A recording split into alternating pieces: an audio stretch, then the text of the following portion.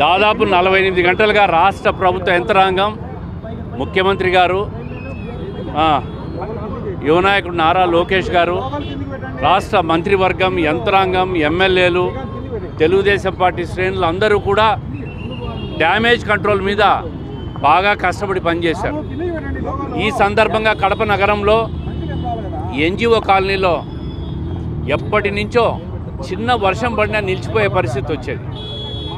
స్థానికంగా ఇక్కడ మన డాక్టర్ గారు శకుంతల గారు ఈ సమస్య ప్రభుత్వ దృష్టికి, అదేవిధంగా ఎమ్మెల్యే దృష్టికి తీసుకురావడం, దానికి municipal corporation executive engineer Dhanalakshmi గారు, అదేవిధంగా జేఈ గారు, ఏఈ ఎస్సీ చెన్నకేశ్వర రెడ్డి గారు ఈ ప్రాంతం అంతా కూడా కాలువల్లో డీసిల్టింగ్ చేపించి ఈరోజు పెద్ద వర్షం పడినా కూడా చుక్క నీరు నిల్వ లేకుండా చేసినందుకు ప్రత్యేకంగా మున్సిపల్ కార్పొరేషన్ ఇంజనీరింగ్ శాఖ వాళ్ళను, స్థానికంగా ఉన్న డాక్టర్ గారిని కూడా అభినందించాలి. మనం ప్రజా సమస్యలు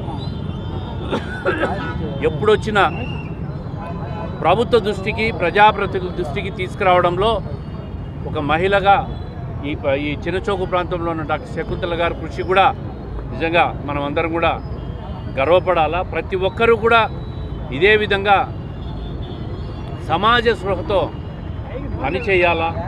కాలువలు ఈరోజు డీసిల్టింగ్ చేస్తే ట్రాక్టర్లు సిల్ట్ వచ్చింది.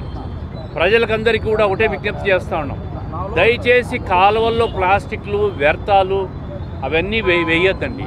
అవి వేసిన దానివల్లనే ఈరోజు అప్సరా కూడల్లో పూర్తిగా గత 5-6 సంవత్సరాల నుంచి నీళ్లు నిలబడిపోయే పరిస్థితి. గత ప్రభుత్వ పెద్దలు, పెద్ద పదవుల్లో ఉన్నవాళ్ళు, ఈ ప్రాంతంలో ఉన్నవాళ్ళు ఈ మురుగునీటిలో ప్రజలున్నా పర్వాలేదు, మాకు రాకుంటే చాలని చెప్పి నిర్లక్ష్యం వహించినారు. ఈరోజు ఒక్కసారి డీసిల్టింగ్ చేసిన తర్వాత ఈ ప్రాంతం అంతా కూడా ఒక చుక్క నీరు నిలబడకుండా కిందికి పోయి మెయిన్ కాలువలో పోయి ప్రజలకు ఎక్కడ అసౌకర్యం లేకుండా జరిగిన పరిస్థితిని ఈరోజు ప్రత్యక్షంగా చూస్తున్నాం. దానికి ఇంజనీరింగ్ శాఖ అధికారులను, స్థానిక ప్రజలను కూడా అభినందిస్తున్నాం.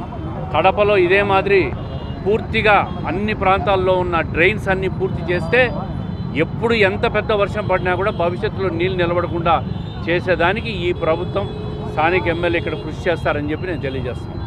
అదేవిధంగా ఈ అప్సరా సర్కిల్ కూడా డెవలప్మెంట్ ప్రపోజల్స్ కూడా కార్పొరేషన్ ద్వారా ప్రభుత్వానికి పోయినాయి. ఈ సర్కిల్ను కూడా ఖచ్చితంగా డెవలప్ చేస్తాం. స్థానికంగా ఉండే నాయకులు ఈ సర్కిల్ను డెవలప్ కాకుండా అడ్డుపడుతూ ఉంటారు. ప్రజలకేమో ఈ సర్కిల్ కావాలా, సర్కిల్ను డెవలప్ చేయాలని అడుగుతూ ఉంటే వాళ్ళ అధికార దర్పాన్ని ఉపయోగించి సర్కిల్ను డెవలప్ కాకుండా చేస్తూ ఉంటారు. ఈరోజు ప్రజలందరూ కూడా కోరుతూ ఉంటారు ఈ సర్కిల్ కావాలని. తప్పకుండా ఎంత తొందరగా వీలైతే తొందరగా ప్రతిపాదనలు పంపించి ఆమోదం రాగానే కొంత బడ్జెట్ కూడా కేటాయింపులు కావాలి దీనికి, చేయంగానే ఈ సర్కిల్ను కూడా పూర్తిగా నిర్మాణాన్ని కూడా చేపడతాం.